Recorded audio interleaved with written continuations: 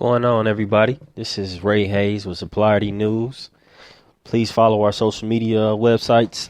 You'll follow us at Twitter or at GDN Network. Also, you can like us on Facebook at Supplier News. Today is a good day. I just wanted to say that today is definitely a good day. Monday morning, start of a new week, new work week at least. But once again, I'm coming to you all with a mini podcast. It's not too long, not too short, but just something simple, something easy.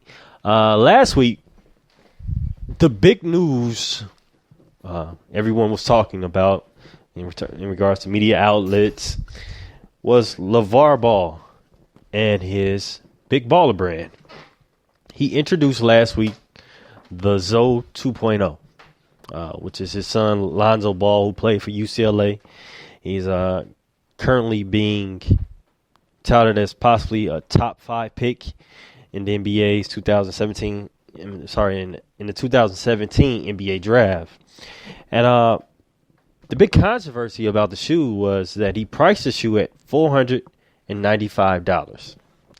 And his reason, quote unquote, for pricing the shoe at that amount was the fact that it sounds like a cool number. And one of the ESPN talk show hosts asked him, why not 500? He simply said $495 was a cool number. It's something different, basically. And you had tons of people coming after him, talking about the fact that the shoe is way too expensive. The fact that he stated that if you can't afford the shoe, you're not a big baller. And my opinion is the fact that he's correct. If you can't afford the shoe, you're not a big baller. I can't afford that shoe, so I'm not a big baller. The fact that people criticize him for pricing the shoe at $495 is understandable. Yeah, everybody can't afford it. But the shoe is not meant for everybody to have. Simple as that. The $495 make the shoe talk worthy. We're talking about the shoe because it costs so much. So he got what he wanted out of this whole marketing campaign. He didn't have to put any money into it, really. The shoe was $495. Everybody talked about it. ESPN, CNN, Yahoo. Everybody talked about it because of the price. And it's kind of, I don't think people saw that was the whole idea of pricing behind it. The shoe is not, like I said, it's not meant for everybody to have. However, the thing is, it's a marketing campaign. It gets you talking. It may not be the best shoe. It may not be. It may be a knockoff Kobe. And it definitely looks like that, but it is what it is. He did what he was supposed to do. He got you talking about the shoe. And I commend him for that. I was watching ESPN on Sunday morning, and they were talking about the fact that it's basically just crazy. Some of the talk shows were talking about it's just crazy to price a shoe for that at that amount. And like I said, it's not crazy at all. If you have women's shoes who cost way more than that, we're not complaining about those shoes. We're complaining because the fact that you may not like Lavar Ball. I didn't talk about it before we went into the topic, but he's definitely braggadocious. He has a personality that can turn a lot of people off. He's not afraid to say what he feels, and some people may not like that.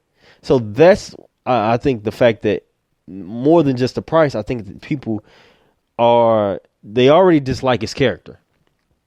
So if you dislike his character, you see that price, it's not going to make you smile. It's going to be like, oh my God, like, seriously? Why would you price it for this? Like Wale chimed in, the rapper Wale. He said that Jordan didn't talk about people who couldn't afford a shoe. Jordan may have not said it publicly, but I'm sure behind closed doors, he said something that some things that were discouraging about people who couldn't afford the shoe, but were complaining because they couldn't afford it. If you can't afford it, it is what it is. You have to go get you a regular Nike shoe. Simple as that. You can't live outside your means for a gym shoe. And I think that's what basically LaVar Ball is saying. And at the end of the day, I hope he does well. I hope he does well. I mean, I may not agree with everything he's saying. It is a bit... It's kind of like iffy. I mean, the fact that you're betting on 3 of your sons. Lonzo Ball has not played a day in the NBA. He's not LeBron James. He didn't have that hype LeBron James had coming out of high school, and with Lonzo coming out of UCLA University. So we don't know what to expect from Lonzo in the NBA, nor from LaVar Ball's 2 other sons, even if they even make the NBA. But the thing is, he's banking off his children. And like he said, the NCAA does it as far as exploiting the kids. He's exploiting his son as well. He's making money off of it, and he has a good, and I'm not gonna say great, but good marketing scheme as far as pushing these shoes out.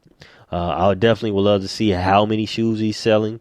From right now, I'm hearing that the shoes are, even though you may order them now, then they're not going to be available. You're not going to have them until November 24th of this year. So you can order them now, but you won't get them until the 24th of November. So I can't wait to see actually how people say how the shoe feels. Like I said, it looks like a Kobe. It's not that bad of a looking shoe, but personally, I'm not the biggest